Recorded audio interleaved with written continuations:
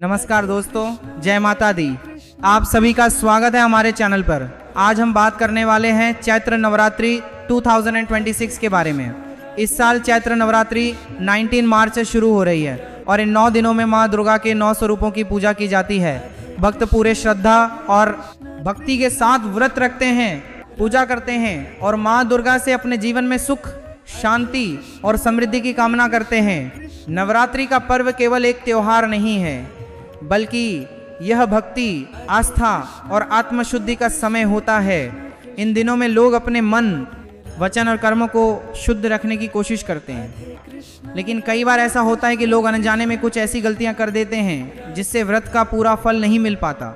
आज के इस वीडियो में हम आपको बताएंगे कि चैत्र नवरात्रि के व्रत के दौरान ऐसी कौन सी 5 बड़ी गलतियां हैं जिन्हें भूल कर भी नहीं करना चाहिए।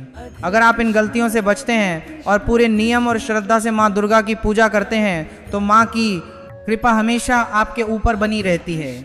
तो चलिए जानते हैं चैत्र नवरात्रि व्रत के दौरान होने वाली पहली बड़ी गलती के बारे में। पहली गलती है साफ सफाई का ध्यान न रखना। नवरात्रि के दिनों में घर और पूजा स्थान की साफ सफाई का विशेष ध्यान रखना चाहिए। जहाँ पूजा की जाती है वह स्थान पूरी तरह स्वच्छ और पवित्र होना चाहिए। कई लोग पूजा तो करते हैं लेकिन घर के वातावरण की शुद्धता का ध्यान नहीं रखते। ऐसा करने से पूजा का पूरा फल नहीं मिलता। नवरात्रि शुरू होने से पहले घर की अच्छी तरह सफाई करनी चाहिए। पूजा का स्थान साफ रखें और वहां रोज दीपक जलाएं। इससे घर में सकारात्मक ऊर्जा आती है और माँ दुर्गा का आशीर्वाद प्राप्त होता है। अब बात करते हैं दूसरी बड़ी गलती की। दूसरी गलती है व्रत के नियमों का सही तरीके से पालन न करना। नवरात्रि का व्रत केवल खाना छोड़ने का नाम नहीं है, यह एक प्रकार की साधना होती है जिसमें मन, वाणी और व्यवहार पर भी नियंत्रण रखना पड़ता है। बहुत से लोग व्रत रखते हैं लेकिन नियमों का सही तरीके से पालन नहीं करते, जैसे कि झूठ बोलना, क्रोध करना, दूसरों की निंदा करना या गलत विचार रखना। नवरात्रि के दिनों में इन सब चीजों से दूर रहना चाहिए। इन 9 दिनों में हमें अपने मन को शांत रखना चाहिए, सकारात्मक विचार रखने चाहिए और भगवान का ध्यान करना चाहिए, तभी व्रत का सही फल मिलता है। अब जानते हैं तीसरी बड़ी गलती के बारे में। तीसरी गलती है पूजा में लापरवाही करना।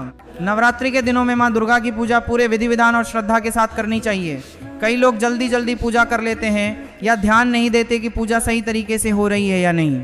पूजा करते समय मन पूरी तरह भगवान में लगाना चाहिए। अगर आप घट स्थापना करते हैं तो उसकी नियमित पूजा करना बहुत जरूरी होता है। रोज दीपक जलाएं, फूल चढ़ाएं और माँ दुर्गा के मंत्रों का जाप करें। ऐसा करने से घर में सकारात्मक ऊर्जा आती है और माँ दुर्गा प्रसन्न होती हैं। अब बात करते हैं चौथी बड़ी गलती की। चौथी गलती है व्रत के दौरान गलत भोजन करना। नवरात्रि के व्रत में खाने पीने के कुछ नियम होते हैं। इन दिनों में सात्विक भोजन करना चाहिए और तामसिक चीजों से दूर रहना चाहिए। कुछ लोग व्रत रखते हैं लेकिन व्रत के नाम पर ऐसी चीजें खा लेते हैं जो नियमों के अनुसार सही नहीं होती, जैसे कि ज्यादा मसालेदार भोजन या ऐसी चीजें जो व्रत में नहीं खानी चाहिए। नवरात्रि के दौरान फल, दूध, साबूदाना, कुट्टू का आटा, सिंघाड़े का आटा और हल्का सात्विक भोजन करना चाहिए। इससे शरीर भी स्वस्थ रहता है और व्रत भी सही तरीके से पूरा होता है। अब जानते हैं 5वीं और सबसे महत्वपूर्ण गलती के बारे में। 5वीं गलती है मन में नकारात्मक विचार रखना। नवरात्रि का पर्व केवल बाहरी पूजा का नहीं बल्कि मन की शुद्धि का भी समय होता है। अगर हम पूजा तो करते हैं लेकिन मन में नकारात्मक विचार रखते हैं, दूसरों के लिए बुरा सोचते हैं या ईर्ष्या रखते हैं तो पूजा का पूरा फल नहीं मिलता। नवरात्रि के दौरान हमें अपने मन को सकारात्मक रखना चाहिए, दूसरों की मदद करनी चाहिए, जरूरतमंदों को दान देना चाहिए और हमेशा अच्छे विचार रखना चाहिए। जब हमारा मन शुद्ध और सकारात्मक होता है तब माँ दुर्गा की कृपा हम पर जरूर होती है। दोस्तों, अगर आप चैत्र नवरात्रि के दौरान इन 5 गलतियों से बचते हैं और पूरे श्रद्धा और विश्वास के साथ माँ दुर्गा की पूजा करते हैं तो आपके जीवन में सुख, शांति और समृद्धि अवश्य आएगी। नवरात्रि के 9 दिन भक्ति और साधना के दिन होते हैं। इन दिनों में माँ दुर्गा के 9 स्वरूपों की पूजा की जाती है और हर दिन का अपना विशेष महत्व होता है। इसलिए इन दिनों को पूरी श्रद्धा और नियमों के साथ मनाएं और माँ दुर्गा से अपने और अपने परिवार के लिए सुख समृद्धि की कामना करें।